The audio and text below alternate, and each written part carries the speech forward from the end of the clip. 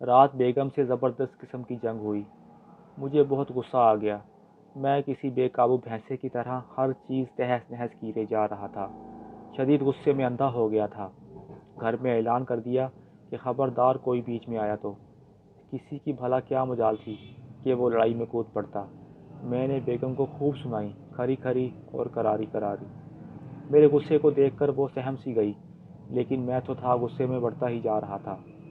بس ایک ہی دھن سوار تھی کہ آج نہیں چھوڑوں گا۔ بھاگتا ہوا واشنگ ایریا میں گیا کہ تھاپی لوں اور گوڈے گٹے سینک دوں، مگر تھاپی نہیں ملی۔ پھر کچن میں گیا کہ بیلن اٹھاؤں اور سر پھاڑ دوں، مگر بیلن بھی کہیں نظر نہیں آیا۔ بس پھر سوچ لیا کہ ہاتھوں سے ہی کوٹنا شروع کر دیتا ہوں۔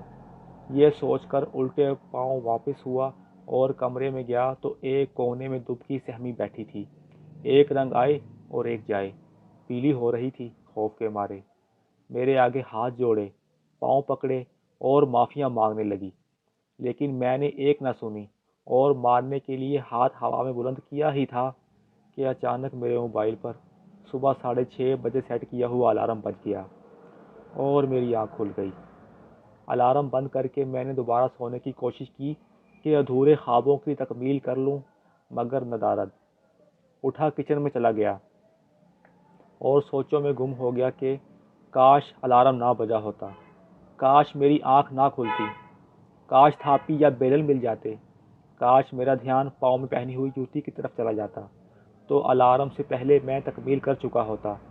ان تمام کاش کے ساتھ ساتھ رات کے برتن دھوئے، چائے بنائی اور حسب معمول ٹرے میں کپ سجائے اور اپنی معمول کی زندگی کی طرف واپس لوٹ آیا۔